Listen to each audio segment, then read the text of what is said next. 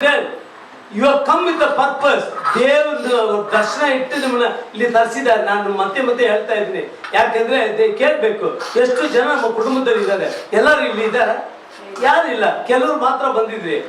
ಆವಾಗ ನಿಮ್ಮ ಕುಟುಂಬದಲ್ಲಿ ಇರುವಾಗಲೂ ನಿಮ್ಮನ್ನ ಆಯ್ಕೆ ಮಾಡಿ ನೀವು ದೇವರ ದರ್ಶನವನ್ನು ಸಂಪೂರ್ಣವಾಗಿ ಮಾಡಿ ಮುಗಿಸ್ಬೇಕು. ದೇವರ ಚಿತ್ತವಾಗಿದ್ದರೆ ಒಂದು ದರ್ಶನ ಕೊಟ್ಟು ಇಲ್ಲಿ ನಿಲ್ಲಿಸಿದ್ದಾರೆ. You have come with a vision. God has given you a vision. ಅದು ಫುಲ್ಫಿಲ್ ಆಗ್ಬೇಕು. ಅದು ಯಾವ ರೀತಿ ಮಾಡಬೇಕು?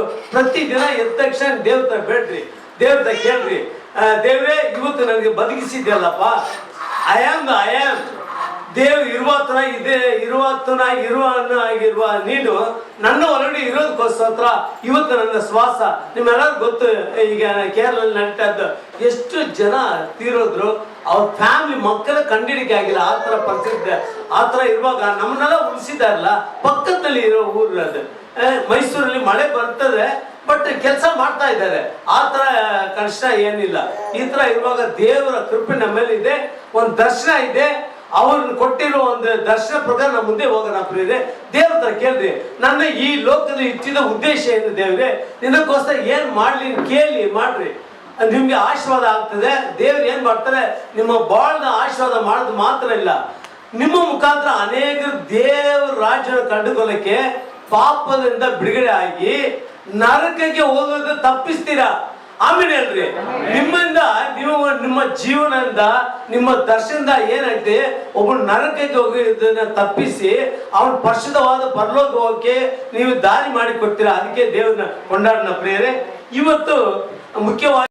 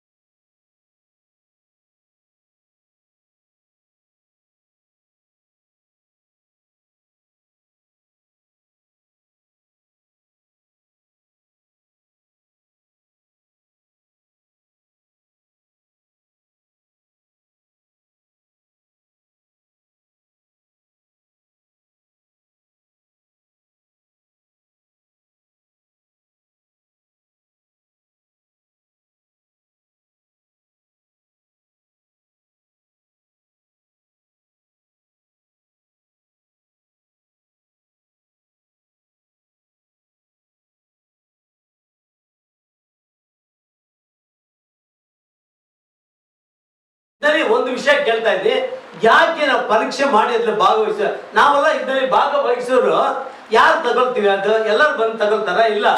ರಕ್ಷಣೆ ಹೊಂದಿ ಸಂಪೂರ್ಣವಾಗಿ ಮುಳುಗಿ ಜ್ಞಾನ ಸ್ಥಾನ ತೆಗೆದು ಪರಿಶುದ್ಧವಾಗಿ ಬಾಳೋರೆ ತಗೊಳಕ್ಕೆ ಬರ್ತೀವಿ. ಆದ್ರೂ ದೇವ್ರು ಹೇಳ್ತಾರೆ, ಪರೀಕ್ಷಿಸಿ ಅದರಲ್ಲಿ ಭಾಗವಹಿಸಿ ಹೇಳುವಾಗ ಏನ್ ಅರ್ಥ ಮಾಡ್ಕೊಳ್ತೀರಾ? ಇದರಲ್ಲಿ ಈಗ ಹೇಳುವಾಗ ಏನ್ ಅರ್ಥ ಮಾಡ್ಕೊಳ್ತೀರಾ? ಈಗ ನಮ್ಮಲ್ಲಿ ಏನ್ ಕೊರತೆ ಇಲ್ಲ, ಏನೋ ಒಂದು ಭಾಗದಲ್ಲಿ ಕೊರತೆ ಇದೆ ಅಂತ ಗೊತ್ತಾಯ್ತು. ದೇವ್ರು ಹೇಳ್ತಾರೆ, ಕೊರತೆ ಇದೆ ನನ್ನಲ್ಲಿ, ನೀನು ಅದು ಪರೀಕ್ಷಿಸಿ ಆಮೇಲೆ ಇದ್ರಲ್ಲಿ ಭಾಗವಹಿಸಿ ಹೇಳ್ತಾ ಇದ್ದಾರೆ. ಈಗ ಒಂದು ವಿಷಯ ನಿಮಗೆ ಕೇಳಕ್ಕೆ ಆಸೆ ಪಡ್ದೆ. ನೀವು ರಕ್ಷಣೆ ಒಂದು ಮುಂಚೆ ಲೋಕದವರಾಗಿದ್ದೀರಿ. ಅವಾಗ ಪಾಪ ಹೇಳುವಾಗ ಏನೇನು ಕಂಡು ಬಂತು? ಪಾಪ ಅಂದ್ರೆ ಏನೇನು? ನೀವು ಅದೆಲ್ಲ ಬಿಟ್ಟು ಬಂದ್ರಿ. ಪಾಪ ಹೇಳುವಾಗ ಯಾವ್ದಾದ್ರು ಬಿಟ್ಟು ಬಂದ್ರಿ? ಇದೆಲ್ಲ ಪಾಪ, ಇದೆಲ್ಲ ಮಾಡಬಾರ್ದು, ಯಾವ್ದು ಬಿಟ್ಟು ಬಂದ್ರಿ? ವಿಗ್ರಹ ಆರಾಧನೆ, ಆಮೇಲೆ ಸುಳ್ಳು ಹೇಳೋದು ಅದೆಲ್ಲ ಬಿಟ್ಟಿದ್ರಿ. ಆಮೇಲೆ ಕೆಲವರು ಗಂಡಸರಿಂದ ಸ್ಮೋಕಿಂಗ್ ಎಲ್ಲ ಬಿಟ್ಟು ಬಂದ್ರು, ಕುಡಿಯೋದು ಬಿಟ್ಟು ಬಂದ್ರು, ಇದೆಲ್ಲ ಹೇಳ್ತಾ ಇದ್ರಿ. ಇದೆಲ್ಲ ಬಿಟ್ಟು ಬಂದ ಮೇಲೆ ಎಲ್ಲ ಇದಕ್ಕೆ ಭಾಗವಹಿಸಿ. ಈಗ ದೇವ್ರ ಹತ್ರ ಬಂದ ಮೇಲೆ ದೇವ್ರು ಹೇಳ್ತಾರೆ, ಇದರಲ್ಲಿ ಭಾಗವಹಿಸೋ ಮುಂಚೆ ನಿಮ್ಮನ್ನ ಪರಿಶೋಧನೆ ಮಾಡ್ಕೊಳ್ಳಿ ಹೇಳ್ತಾರೆ. Examine yourself before you partake in this holy communion ಹೇಳುವಾಗ ಏನು ಪಾಪ ನಿಮ್ಮಲ್ಲಿ ಇದೆ ಎಂದು ದೇವ್ರು ಹೇಳ್ತಾ ಇದ್ದಾರೆ. ಯಾವ್ದು ನಿಮ್ಮಲ್ಲಿ ಕಂಡು ಬಂತು? ಯಾವ ಪಾಪ ಇದೆ? ಹೌದು ಪ್ರಿಯರೇ, ಮೊದಲನೇ ಸ್ಥಾನ ಏನಂದ್ರೆ ದೇವರ ಜೊತೆ ಅನ್ಯೋನ್ಯತೆಯಾಗಿ ಇದ್ದೀರಾ. ಅದು ನಾವು ದೇವ್ರ ಮಕ್ಕಳೇ, ನಾವು ದೇವ್ರ ಮಕ್ಕಳಾಗಿದ್ವಿ, ಸತ್ಯವಾಕ್ಯ ಓದ್ತೀವಿ, ಪ್ರಾರ್ಥನೆ ಮಾಡ್ತೀವಿ, ಎಲ್ಲ ಮಾಡ್ತೀವಿ. ಆದ್ರೂ ದೇವರ ಜೊತೆ ನಿಕಟವಾದ ಒಂದು ಅನ್ಯೋನ್ಯತೆ ಇದೆಯಾ ನಿಮ್ಮಲ್ಲಿ? ಅದು ನಮ್ಗೆ ಬೇಕಾಗಿದೆ. ಈಗ ಬೈಬಲ್ ಇಬ್ಬರು ವ್ಯಕ್ತಿಗೆಲ್ಲ ನಾನು ಹೇಳ್ದೆ, ನನ್ನನ್ನು ನಾನು ನಿಮ್ಗೆ ಹೇಳ್ದೆ, ರೆಸ್ಟೋರೇಷನ್. ಇದು ಹೇಳೋ ಮುಂಚೆ ಆ ಪದವನ್ನು ಹೇಳ್ಬೇಕಾಯ್ತು, ರೆಸ್ಟೋರೇಷನ್. ಅದನ್ನ ಮರ್ತ್ಬಿಟ್ಟೆ. ರೆಸ್ಟೋರೇಷನ್ ಪ್ರೇಯರ್ 40 ದಿನ ನಡೀತಾ ಇದೆ.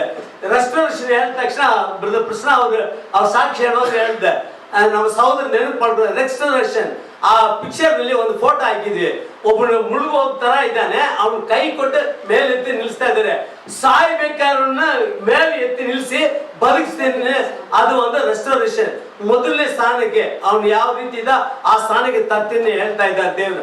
ಅದೇ ರೀತಿ ನಮ್ಮ ಸಹೋದರನ ಜೀವನದಲ್ಲಿನೂ ಅವ್ರು ಯವನ ಕಾಲದಲ್ಲಿ ಹೆಂಗೆ ಓಡಾಡ್ತಾ ಇದ್ರು, ಯವ್ವನ ಕಾಲದಲ್ಲಿ ಯಾವ ರೀತಿ ಅವರು ಬಲವಾಗಿ ಯಾವ ತೊಂದರೆಗಳ ಪಡೆದ ಅದೇ ರೀತಿ ಈ will restore back is health. ಅದೇ ದೇವ್ರು ಹೇಳ್ತಾರೆ ರೆಸ್ಟೋರೇಷನ್. ಎಲ್ಲ ಯಾರ್ಯಾರು ಇಲ್ಲಿ ಬರೋಕೆ ಆಗಿಲ್ಲ ಅಂದ್ರೆ ಎಲ್ಲ ಬರ್ಬೇಕು ಅಂತ ಕೇಳ್ಕೊಳ್ತಾ ಇದ್ವಿ ಪ್ರಿಯರೇ. ಸಂಜೆ ಹೊತ್ತು ಬನ್ರಿ, ಒಬ್ಬರಿಬ್ಬರು ಆಗಿದ್ರು ಚಿಂತೆ ಇಲ್ಲ, ಬಂದು ದೇವರ ವಾಕ್ಯ ಕೇಳಿ ಅದಕ್ಕೋಸ್ಕರ ಪ್ರಾರ್ಥನೆ ಮಾಡಿ. ನಾವು ಒಂದು ಭಾರ ದೇವರ ಮಕ್ಕಳು ನಮ್ಮ ಯಾಕೆ ದೇವ್ರ ಆಯ್ಕೆ ಮಾಡಿ, ಯಾಕೆ ನಿಮ್ಮನ್ನ ಮಾತ್ರ ಇಲ್ಲಿದ್ದಾರೆ, ಎರಗನಲ್ಲಿ ಎಷ್ಟು ಸಾವಿರಾರು ಜನ ಇದ್ದಾರೆ, ಯಾಕೆ ಬಂದಿಲ್ಲ, ನೀವು ಮಾತ್ರ ಬಂದಿದ್ರೆ ನಿಮ್ಮನ್ನ ಆಯ್ಕೆ ಮಾಡಿದ್ದಾರೆ. ದೇವ್ರ ಜೊತೆ ನಿಕಟವಾದ ಒಂದು ಪ್ರೀತಿ, ಒಂದು ಭಯಭಕ್ತಿ ಇದೆ ನಿಮ್ಮಲ್ಲಿ. ಅದಕ್ಕೆ ದೇವ್ರು ಏನ್ ಮಾಡ್ತಾರೆ, ನಿಮ್ಮನ್ನ ಆಯ್ಕೆ ಮಾಡಿ ತಂದಾರೆ. ನೀವು ಏನ್ ಮಾಡ್ಬೇಕು, ದೇಶಕ್ಕೋಸ್ಕರ ಪ್ರಾರ್ಥನೆ ಮಾಡಿ. ಈಗ ಬೆಳಗ್ಗೆ ಕೇಳಿದ ರೀತಿಯಲ್ಲಿ 10 ಆಜ್ಞೆಗಳನ್ನ ದೇವ್ರ 430 ಆಜ್ಞೆಗಳಿದೆ, ಅದರಲ್ಲಿ 2 ಆಜ್ಞೆ ಏಸು ಸಾಕು ಅಂತ. ನೀವು ನಿನ್ನ ಪ್ರೀತಿ ಮಾಡೋ ರೀತಿ ನಿಮ್ಮ ನೆರೆಯವರ ಪ್ರೀತಿ ಮಾಡ್ಬೇಕು.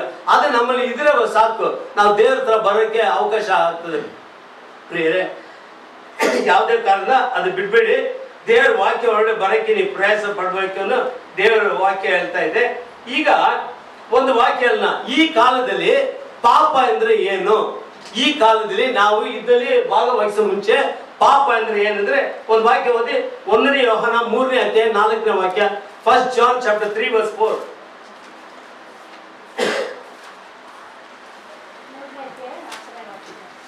ಪಾಪ ಮಾಡುವ ಪ್ರತಿಯೊಬ್ಬನು ಅಧರ್ಮವನ್ನು ಮಾಡುವವನಾಗಿದ್ದಾನೆ. ಪಾಪವು ಅಧರ್ಮವೇ. ಪಾಪವು ಅಧರ್ಮವೇ ಏನಂದ್ರೆ ಸಿನ್ ಇಸ್ ಲಾಲೆಸ್ನೆಸ್. ಅದೇ ನ್ಯಾಯ ಪ್ರಮಾಣ ಪ್ರಕಾರವಾಗಿ ಏನಾಗ್ತದೆ, ನಾವು ಅದನ್ನ ಕೈಗೊಳ್ತಾ ಇಲ್ಲ, ಪರಿಶುದ್ಧವಾಗಿ ಇರೋದಿಲ್ಲ. ಅದರಲ್ಲಿ ಇರೋದೆಲ್ಲ ಬಂದು ಲಾ ನಲ್ಲಿ ಇರೋದಲ್ಲ. ನೀವು ಮಾಡಿದ ತಪ್ಪು ಲಾ. ಲಾ ಅಂದ್ರೆ ಕೋರ್ಟ್ ಅಲ್ಲಿ ಗೊತ್ತಿರಲಿಲ್ಲ, law according to this law IPC section, ಇದು ಪ್ರಕಾರವಾಗಿ ಮಾಡಿದ ತಪ್ಪಿಗೆ ನಿಮ್ಗೆ ಶಿಕ್ಷೆ ಕೊಡ್ಲೇಬೇಕು. ನಾವು ಯೇಸು ಬಂದೇನು ಕೃಪೆ ತೋರಿಸಿ ಅದನ್ನ ತೆಗೆದು ಹಾಕಿದ್ರು. ಈಗ ಪ್ರಿಯ ದೇವಜನೆ, ನಾವು ಪರಿಶುದ್ಧರಾಗಿರೋಕ್ಕೆ ದೇವರ ಆಸೆ ಪಡ್ತಾ ಇದ್ದಾರೆ. ನಮ್ಮಲ್ಲಿ ಆ ಪರಿಶುದ್ಧತೆ ಬೇಕಾಗಿದೆ. ಅದೇ ನಾವು ಕೇಳ್ತಾ ಇದ್ದೀವಿ. ಈಗ ಈ 2 ವಿಷಯ ನಿಮ್ಮ ಹತ್ರ ಹೇಳಿ ನಾನು ಆಸೆ ಪಡ್ತೀನಿ. ದೇವರ ವಾಕ್ಯ ನಮ್ಗೆ ಎಷ್ಟು ಮಟ್ಟಿಗೆ ನಮ್ಮ ಜೀವನದಲ್ಲಿ ನಾವು ಅಳವಡಿಸ್ಕೊಳ್ತಾ ಇದ್ವಿ. ಈಗ 2 ಕಾರ್ಯ ನಿಮ್ಗೆ ಹೇಳಕ್ಕೆ ಆಸೆ ಪಡ್ತೇನೆ. ಯೇಸು ಕ್ರಿಸ್ತು ಅವರು ಈ ಲೋಕದಲ್ಲಿ ಬರುವಾಗ ಯಾವ ಅಡ್ವರ್ಟೈಸ್ಮೆಂಟ್ ಕೊಟ್ಟಿಲ್ಲ. ನಾನು ಬರ್ತಾ ಇದ್ದೀನಿ, ನೀವೆಲ್ಲ ಬಂದಲ್ಲಿ ಸೇರ್ಬೇಕು ಬಾ, ಎಲ್ಲಿನ ಅಡ್ವರ್ಟೈಸ್ ಮಾಡಿಲ್ಲ. ಆದ್ರೆ ಯೇಸು ಪಟ್ಟಣಕ್ಕೆ ಬರ್ತಾರೆ ಗೊತ್ತಾದ ತಕ್ಷಣ 1000 ಜನ ಹಿಂದೆ ಬರ್ತಾ ಇದ್ರು. ಬಂದು 1 ದಿನ ಅಲ್ಲ, 2 ದಿನ ಅಲ್ಲ, 3 ದಿನ ಇದ್ದು ಹೋದ್ರು. ಆವಾಗ ದೇವ್ರು ಏನ್ ಮಾಡಿದ್ರೆ ಕನಿಕರ ಪಟ್ಟು ಇವ್ರಿಗೆ ಏನಾದ್ರು ಊಟ ಕೊಡಿ ಅಂತ ಹೇಳಿದ್ರು. ಈಗ ದೇವ್ರು ಏನ್ ಮಾಡಿದ್ರೆ ಊಟ ಕೊಡಿ ಅಂದ ತಕ್ಷಣ ಆ ಶಿಷ್ಯರು ಅವತ್ತು ಕೊಟ್ಟರು. ನಾನು ಶಾರ್ಟ್ ಮುಗಿಸಿದೆ, ಅದು ದೊಡ್ಡ ವಿಷಯ ಇದೆ, ಶಾರ್ಟ್ ಮುಗಿಸಿದೆ. ದೇವ್ರು ಏನ್ ಮಾಡಿದ್ರೆ ಅಲ್ಲಿ ರೊಟ್ಟಿ ಕೊಟ್ರು. ಆ ರೊಟ್ಟಿ ಕೊಟ್ರಲ್ಲ, ಆ ರೊಟ್ಟಿ ಏನಿಗೆ ಕೊಟ್ರು, ಅದೇ ರೊಟ್ಟಿ ತಗೊಂಡು ಪ್ರಾರ್ಥನೆ ಮಾಡಿ ಮುರಿದು ದೇವ್ರು ಹೇಳಿದ್ರೆ ಇದೆಲ್ಲ ಕೊಡಿನ. ಅದು ಎಷ್ಟೇ ರೊಟ್ಟಿ ಇತ್ತು, 5 ರೊಟ್ಟಿ ಇತ್ತು, 2 ಮೀನು ಇತ್ತು. ಅದೇ 5000 ಜನ ಕೊಟ್ರು. ಕೊಟ್ರು. ಅದಕ್ಕೆ ಏನು ವ್ಯತ್ಯಾಸ. ಆಮೇಲೆ ಈಗ ಅದೇ ರೀತಿ ಅದೇ ಹೊಟ್ಟೆ ಹಸಿಗೋಸ್ಕರ ಕೊಟ್ರು, ತಿಂದ್ರು, ಚೆನ್ನಾಗಾಯ್ತು, ದೇವ್ರ ಗೆದ್ದು ಹೋದ್ರು. ಈಗ ಅದೇ ರೀತಿ 12 ಜನ ಶಿಷ್ಯರು ನೆನಪಿಟ್ರೆ 12 ಜನ ಶಿಷ್ಯರನ್ನ ಕರೆದು ಅವ್ರಿಗೆ ದೇವರ ಸ್ತೋತ್ರ ಮಾಡಿ ಮುರಿದು ರೊಟ್ಟಿ ಕೊಟ್ರು. ಇದಕ್ಕೆ ಅದು ಏನ್ ವ್ಯತ್ಯಾಸ ಹೇಳುವಾಗ ನೀವು ತಿಳ್ಕೊಳ್ಬೇಕು. ಅವರು ಹೊಟ್ಟೆ ಹಸಿ ಮುಗಿದೋಯ್ತು, ಅವರು ದೇವರವಾಗಿ ಕೆಲ್ದ್ರು ಹೊಂಟೋದ್ರು. ಇವರು ಏನ್ ಮಾಡ್ಬೇಕಂದ್ರೆ ಇದು ಕವನೆಂಟ್ ಒಡನ್ಬಡಿಕೆ. ಇವರಿಗೆ ಕೊಟ್ಟಿದ್ದ ಒಡನ್ಬಡಿಕೆ ಏನಂದ್ರೆ ಇವರು ತಿಂದು ಹೋಗೋದಿಲ್ಲ. ಈ ಲೋಕದ ಕಟ್ಟೆ ಕಡತಾಗ ಹೋಗಿ ಸ್ವಾರ್ಥ ಸಾರಿ ಎಲ್ಲಾರನ್ನು ಏನ್ ಮಾಡ್ಬೇಕು, ಪರಿಶುದ್ಧರಾಗಿ ಮಾಡಕ್ಕೆ ಒಂದು ಜವಾಬ್ದಾರಿ ಕೆಲಸ ಕೊಟ್ಟಿದ್ದಾರೆ. ಅದೇ ಒಡನ್ಬಡಿಕೆ. ಈಗ ಯೇಸು ಹೇಳ್ತಾರೆ, ನೀವು ಎಲ್ಲ ಸೇರಿ ಬರುವಾಗ ಎಲ್ಲ ನನ್ನನ್ನು ನೆನಪು ಮಾಡ್ಕೊಳ್ಳೋಕ್ಕೋಸ್ಕರ ಇದು ಮಾಡಿರಿ ಅಂತ ಹೇಳಿದ್ರು. ಈಗ ನಾವು ಸೇರಿ ಬರುವಾಗ ಪ್ರತಿ ದಿನ ಅವನು ನಿಮ್ಮ ಮನೇಲಿ ಸೇರಿ ಬಂದ್ರೆ ಸರಿ, ಅಲ್ಲಿನೇ ತಗೊಳ್ಬೇಕಾಗಿತ್ತು. ಮುಂಚೆ ಕಾಲದಲ್ಲಿ ನಾನು ಇದೆ ಹಳೆ ಸಭೆಯಲ್ಲಿ ನಾವು ಇದರಲ್ಲಿ ಇರುವಾಗ ವಾರ ವಾರ ಕೊಡ್ತದೆ. ಆಮೇಲೆ ಏನಾಯ್ತು, ತಿಂಗಳಿಗೆ ಸರಿ ಮಾಡಿದ್ರು. ಯಾಕಂದ್ರೆ ತುಂಬಾ ಕಷ್ಟ ಆಗ್ತದೆ, ದೂರ ಬರ್ಬೇಕಾದ್ರೆ ಇದನ್ನು. ಆಕ್ಚುಲಿ ನಾವು ನೋಡು ದೇವರ ರೊಟ್ಟಿ ಮುರಿಯಕ್ಕೆ ಮನೆಯೇ ಇದ್ರೆ ಸಾಕು ನಾವು ಓದ್ತಾ ಇದ್ವಿ. ಆ ತರ ಇರುವಾಗ ಪ್ರಿಯ ದೇವಜೆ, ನಾವು ವಾರಿಗೆ ಒಂದ್ಸಾರಿ ಈಗ ಸೇರಿ ಬರುವಾಗೆಲ್ಲ ಮಾಡಿದ್ರೆ ತುಂಬಾ ಸಂತೋಷ. ಈ ರೊಟ್ಟಿ ನೋಡುವಾಗ ಅನೇಕ ಕಾರ್ಯಗಳು ನೋಡ್ತಾ ಇದ್ವಿ ಪ್ರಿಯರೇ. ಅದು ನಮ್ಗೆ ಬಲಪಡಿಸೋ ರೀತಿ ಕಾರ್ಯಗಳು ಮಾಡುವ ವಿಷಯವಾಗಿ ಇರೋದ್ರಿಂದ ದೇವ್ರು ಏನ್ ಮಾಡ್ತಾರೆ ಅಂದ್ರೆ ನಾವು ಇದು ಭಾಗವಹಿಸಲೇಬೇಕು ಅನ್ನೋ ದೇವ್ರು ಹೇಳ್ತಾ ಇದ್ದಾರೆ. ನಾವು ಪರಿಶೋಧನೆ ಮಾಡಿನೂ ಅದ್ರಲ್ಲಿ ಭಾಗವಹಿಸಲೇಬೇಕು. ಈಗ ನಾವು ನನ್ನಲ್ಲಿ ಕೊರತೆ ಇದ್ದೇನೆ ಹೇಳಿ ನಾವು ಬಿಟ್ಟು ಹೋಗಲಿಕ್ಕೆ ಆಗುದಿಲ್ಲ. ನೀವು ಪರಿಶೋಧನೆ ಮಾಡಿ ನೀನು ಸಿದ್ಧಪಡಿಸ್ಕೊಂಡು ಸರಿಪಡಿಸಿ ನೀ ಬಾ ನಿನ್ನ ಹತ್ರ. ಯಾಕಂದ್ರೆ ದೇವ್ರ ವಾಕ್ಯ ಹೇಳ್ತಾ ಇದೆ, 1ನೇ ಯೋಹಾನ 1ನೇ ಅಧ್ಯಾಯ 7ನೇ ವಾಕ್ಯ ಏನ್ ಹೇಳ್ತದೆ ಓದಿ. 1ನೇ ಯೋಹಾನ 1:7. ನನ್ನಲ್ಲಿ ಪಾಪ ಇಲ್ಲದ 1:8 ಕಾಣ ಇಲ್ಲ 8 ನನ್ನಲ್ಲಿ ಪಾಪ ಇಲ್ಲದ ಪಾಪವಿಲ್ಲವೆಂದು ನಾವು ಹೇಳಿದರೆ ನಮ್ಮನ್ನು ನಾವೇ ಮೋಸಪಡಿಸಿಕೊಳ್ಳುತ್ತೇವೆ ಮತ್ತು ಸತ್ಯವೆಂಬುದು ನಮ್ಮಲ್ಲಿ. ಹೌದು ಪ್ರಿಯರೇ, ನಮ್ಮಲ್ಲಿ ಪಾಪ ಇಲ್ಲ ಅಂತ ಹೇಳಿದ್ರೆ ನಮ್ಮನ್ನ ನಾವು ಮೋಸ ಮಾಡ್ಕೊಳ್ತಾ ಇದ್ವಿ. ಅದನ್ನ ಯಾವುದೋ ಒಂದು ರೀತಿಯಲ್ಲಿ ಪಾಪ ನಮ್ಮ ಒಳಗಡೆ ಬರ್ತದೆ. ನೀವು ಪಾಪ ಮಾಡಕ್ಕೆ ಹೋಗ್ತಾ ಇಲ್ಲ, ನಿಮ್ ಕೈನಲ್ಲಿ ಇದೆಲ್ಲ ಮೊಬೈಲ್, ಅದು ಒಂದು ನೋಡ್ತಾ ಇರುವಾಗಲೇ ಬೇಕಿಲ್ಲದ ವಿಷಯಗಳು ಬಂದು ನಿಮ್ಮ ಮೈಂಡ್ ಸೆಟ್ ಚೇಂಜ್ ಮಾಡಿ ಎಲ್ಲ ಕರ್ಕೊಂಡು ಹೋಗ್ತಾರೆ. ಆತರ ನೀವು ರೋಡ್ ನಲ್ಲಿ ಹೋಗುವಾಗ ನಿಮ್ಮ ಕಣ್ಣಿನಲ್ಲಿ ನೋಡುವ ಅನೇಕ ವಿಷಯಗಳು ಕಣ್ಣು ಮುಂದೆ ಪಾಪದ ಕಾರ್ಯ ಅನೇಕ ನಡೀತಾ ಇದೆ. ಎಷ್ಟೋ ಪೋಸ್ಟರ್ಗಳು ನೋಡುವಾಗ ಎಷ್ಟು ಅಸಹ್ಯವಾದ ಕಾರ್ಯಗಳು ಇದೆ ಅಂದ್ರೆ ನೋಡಿ, ಆ ಕಣ್ಣು ಮುಖಾಂತರ ಆಲೋಚನೆಗೆ ಬಂದು ಆಲೋಚನೆ ಹೃದಯಕ್ಕೆ ಬಂದು ನಾವು ಶರೀರ ಪೂರ್ತಿ ಪಾಪ ಮಾಡೋಕ್ಕಾಗಿದೆ. ನೋಟದಲ್ಲಿ ಪಾಪ, ಆಲೋಚನೆ ಪಾಪ, ನಾವು ಹೋಗಬಾರ್ದು ಸ್ಥಳಕ್ಕೆ ಹೋಗೋದ್ ಮುಖಾಂತರ ಪಾಪ. ಈ ಬಾಯಿನಲ್ಲಿ ಒಳ್ಳೆ ಮಾತು ಹಾಡೋದು ಬಿಟ್ಟು ಕೆಟ್ಟ ಮಾತುಗಳ ಹಾಡಿ ಒಬ್ಬರನ್ನ ದ್ವೇಷಿಸ ಮಾಡುದು ಅದೊಂದು ಪಾಪ ಆಗಿದ್ರಿಂದ ಎಲ್ಲ ಯಾವುದೋ ಒಂದು ರೀತಿ ಪಾಪ ಬರ್ತಾ ಇದೆ. ಅದಕ್ಕೆ ನಮ್ಮಲ್ಲಿ ಪಾಪ ಇಲ್ಲ ಹೇಳಿಕಲ್ಲ. ಪಾಪ ಇಲ್ಲದ ಒಬ್ಬಳೇ ಒಂದು ವ್ಯಕ್ತಿ ಯಾರಂದ್ರೆ ಯೇಸು ಕ್ರಿಸ್ತ ಒಬ್ಬರೇ. ಆತನಿಗೆ ಮಾತ್ರ ಆ ಧೈರ್ಯ ಇತ್ತು ಪ್ರಿಯ. ಅವ್ರು ಹೇಳಿದ್ರು, ನನ್ನಲ್ಲಿ ಪಾಪ ಇದೀನಿ, ಇಲ್ಲಿ ಇರೋರು ಯಾರ ತೋರ್ಸಕ್ಕೆ ಕೇಳಕ್ಕೆ ಧೈರ್ಯ ಇತ್ತು. ಆ ತರ ಕೇಳಕ್ಕೆ ಬೇರೆ ಯಾರಿಗಿಲ್ಲ ಪ್ರಿಯ. ಎಲ್ಲಾರು ಪಾಪ ಮಾಡಿ ದೇವರ ಮಹಿಮೆನ ಕಲ್ಕೊಂಡ್ ಬಿಟ್ರು ದೇವ್ರ ವಾಕ್ಯ ಹೇಳ್ತಾ ಇದೆ. ಪ್ರಿಯ ದೇವಜಿ, ಈ ದಿನದಲ್ಲಿ ಈಗ ನಾನು ಹೇಳ್ತಾ ಇದ್ದೀನಿ ಏನಂದ್ರೆ ನಮ್ಮಲ್ಲಿ ಕೊರತೆಗಳು ಇದ್ದೇ ಇರ್ತದೆ. ಪಾಪ ಇಲ್ಲ ನಾವು ಹೇಳಕ್ಕೆ ಆಗಿದ್ರ. ಅದರಿಂದ ಈಗ 3 ವಿಷಯ ನಿಮ್ಗೆ ಹೇಳಕ್ಕೆ ಆಸೆ ಪಡ್ತೀನಿ. ಯಾವ ತರ ಇದೆ ನಿಮ್ಗೆ ಗೊತ್ತಿದೆ. ಆದಮ್ ಅವ್ವ ಅದ್ರಲ್ಲಿ ಹಣ್ಣು ಇಟ್ಟಿದ್ರು, ಅದು ಜೀವ ವೃಕ್ಷ ಹಣ್ಣು ಒಂದಿತ್ತು. ಅವ್ನು ಏನ್ ಮಾಡ್ತಾ ಇದ್ದಾನೆ ಅಂದ್ರೆ ಆ ಜೀವ ವೃಕ್ಷ ತಗೊಂಡ್ ತಿಂದು ಪಾಪ ಮಾಡ್ತೀವಲ್ಲ ಏನಾಗ್ತದೆ, ಅವನು ಆ ಜೀವ ವೃಕ್ಷ ತಗೊಂಡ್ ತಿನ್ನುವಾಗ ದೇವ್ರು ಹೇಳ್ತಾರೆ ಅವನ್ಗೆ, ಇಲ್ಲ ನೀನ್ ಸರಿ ಇಲ್ಲ ತಗೊಳ್ಬಾರ್ದು. ಏನ್ ಮಾಡಿದ್ರು, ಆ ಗಾರ್ಡನ್ ಹೊರಗಡೆ ಕಲ್ಸ್ಬಿಟ್ರು. ಅವನ್ಗೆ. ಈಗ ಅವನು ಯಾಕೆ ತಿನ್ಬಾರ್ದು ಹೇಳ್ತಾರೆ, ಆ ಪಾಪ ಶರೀರದಿಂದ ಆ ಪಾಪವಾಗಿ ತಗೊಂಡ ನಿರಂತರ ಪಾಪ ಆಗಿರ್ತಾನೆ. 3 ವಿಷಯ ನಿಮ್ಗೆ ಹೇಳಕ್ಕೆ ಆಸೆ ಪಡ್ದೆ. ಪಾಪನೇ ಮಾಡಿಲ್ಲದೆ ಶಾಶ್ವತವಾಗಿ ಬದುಕಿರುವ ಆ ವ್ಯಕ್ತಿ ಯಾರು? ದೇವರು ಒಬ್ಬರೇ. ಪಾಪನೇ ಇಲ್ಲ, ನಾನು ಶಾಶ್ವತ ಬದುಕಿದ್ದೀನಿ ನೀ ಹೇಳ್ಬೇಕಂದ್ರೆ ದೇವರು ಒಬ್ಬರಿಗೆ ಮಾತ್ರ ಅದು ಹೋಲಿಕೆ ಆಗ್ತದೆ. ಪಾಪ ಇದ್ಕೊಂಡು ನಾನು ಶಾಶ್ವತ ಬದುಕ್ತೀನಿ ಹೇಳಿದ್ರೆ ಅವನು ಯಾರು? ಸೈತಾನ್ ಏನ್ ಮಾಡ್ತಾನೆ, ಅವನು ಪೂರ್ತಿ ಅವನು ಪಾಪ ಇಟ್ಕೊಂಡಾನೆ, ಅವನು ಬದುಕಿದಾನೆ, ಎಲ್ಲರೂ ನಮ್ಮನ್ನ ಹಾಳು ಮಾಡ್ಬೇಕನ್ನು. 3ನೇ ವ್ಯಕ್ತಿ ಏನಂದ್ರೆ ಪಾಪನ ಇದ್ಕೊಂಡು ಮರಣನು ತನ್ನ ಶರೀರದಲ್ಲಿ ಇಟ್ಕೊಂಡು ಬದುಕಿದವನು ಯಾರು? ಮನುಷ್ಯ. ನಮ್ಮಲ್ಲಿ ಪಾಪ ಇದ್ದೇ ಇರ್ತದೆ. ನಮ್ಗೆ ಒಂದು ದಿನ ಆದ್ಮೇಲೆ ಈ ಲೋಕದಲ್ಲಿ ಜೀವ ಬಿಟ್ಟು ಹೋಗ್ಲೇಬೇಕಾಗ್ತದೆ. ಅದು ಹೋಗಕ್ಕೆ ಇದೆ, ಅದು ಮರಣನೇ ನಮ್ಗೆ ಕೊನೆಯದಾಗಿದೆ. ಈ ತರ ಕಾರ್ಯಗಳು ಇರುತ್ತ ಪಾಪ ಇಲ್ಲ ನಮ್ಮ ಹತ್ರ ಹೇಳಿಕೆ ಆಗುದಿಲ್ಲ. ನಾವ್ ಏನ್ ಮಾಡ್ಬೇಕು, ದೇವ್ರ ವಾಕ್ಯ ಓದಿ ಒಂದು ಸಲಿಗೆ ಕೊಡ್ತಾ ಇದ್ರಿ ದೇವ್ರಿಗೆ, ಅದು ಒಂದು ವಾಕ್ಯ ಓದಿ ನಮ್ಮ ಮುಂದೆ ಭಾಗ ಹೋಗೋಣ. ನ್ಯಾಯಯುಕ್ತಿಗಳು 28ನೇ ಅಧ್ಯಾಯ 13ನೇ ವಾಕ್ಯ ಓದಿ.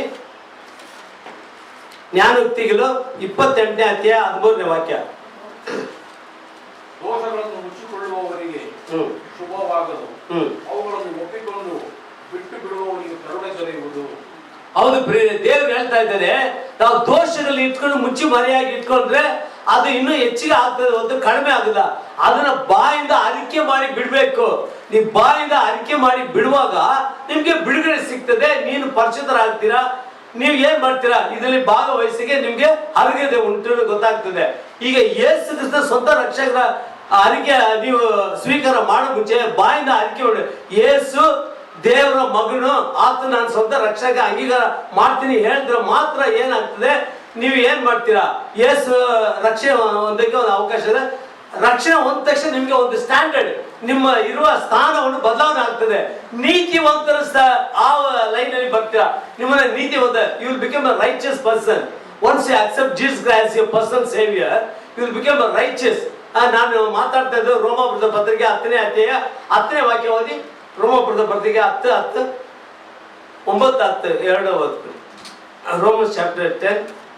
ಅದೇನೆಂದರೆ ನೀನು ಯೇಸುವನ್ನೇ ಕರ್ತನೆಂದು ಬಾಯಿಂದ ಅರಿಕೆ ಮಾಡಿಕೊಂಡು ದೇವರು ಆತನನ್ನು ಸತ್ತವರೊಳಗಿಂದ ಎಬ್ಬಿಸಿದನೆಂದು ಹೃದಯದಿಂದ ನಂಬಿದರೆ ನಿನಗೆ ರಕ್ಷಣೆಯಾಗುವುದು ಎಂಬುದೇ.